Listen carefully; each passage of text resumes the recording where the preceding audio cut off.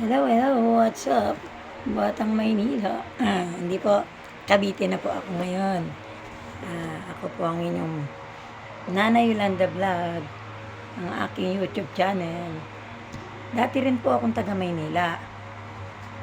Doon din ako nag-aral sa pinag-aralan ni Yorme. Siyempre, ang Rosauro Almario Elementary School. Kabisado ko pa. Diyan ako grade 1. Grade 1 or kinder. Talaga po ang Maynila, hindi nyo po masasabing Maynila. Kasi po talaga, andyan po lahat ng mga lugar na hindi naman kalinisan, hindi po sa pero totoo, kasi dyan din po ako nagtinda. How many years din po ako nagtinda dyan, Bangketa. Sa may, malapit po sa Dagupan Street. Dagupan, yan.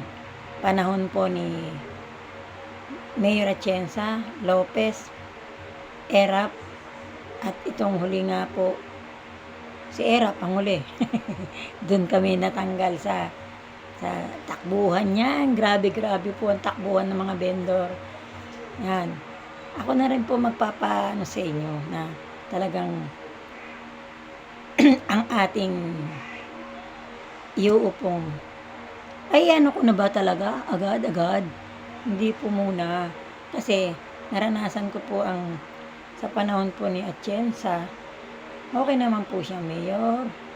Panahon po ni Lopez, medyo doon, magulo.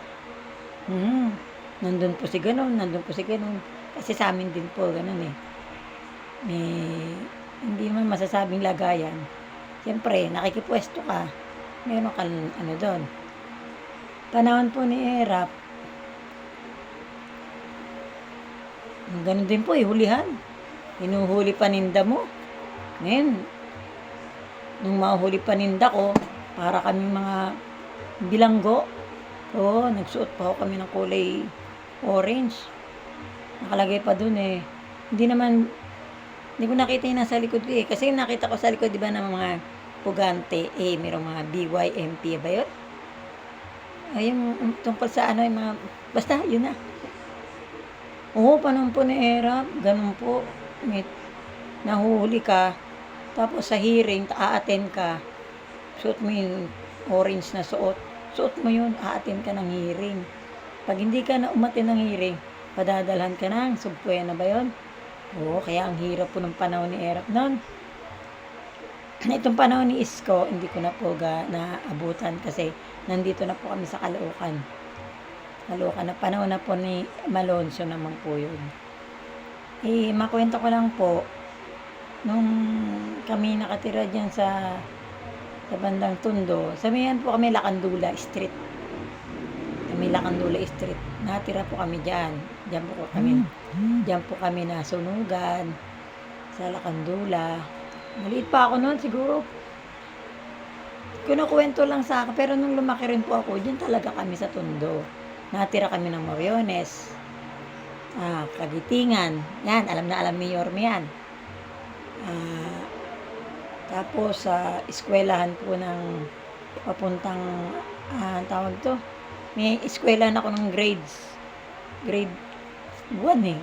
Grade 1 o kinder ako sa Binites Elementary School. Nag-elementary ako. Nag-high school ako ng Torres High School. Tondo lahat yan, yung sinasabi ko. Kaya kabisado ko. Sa Bangketa naman po, diyan ako sa Juan Luna. Nagtinda. Juan Luna ba? Malapit sa 168. Doon po ang pwesto namin. Kakaiba po talaga ang paghawak ng mayor noon at sa mayor ni Isko. Gumanda po ang Maynila. Marami po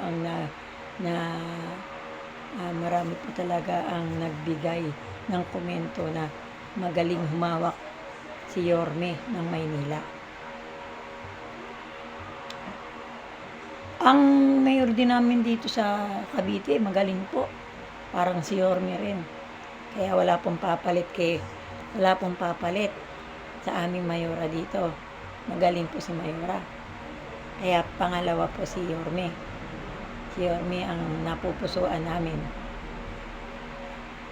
Kaya sana po, ito pong aking vlog, sana po mabigyan po ninyo ng pagkakataon na masubaybayan naman po ninyo ang aking mga binablog. Nanay Yolanda po, paki-subscribe naman po.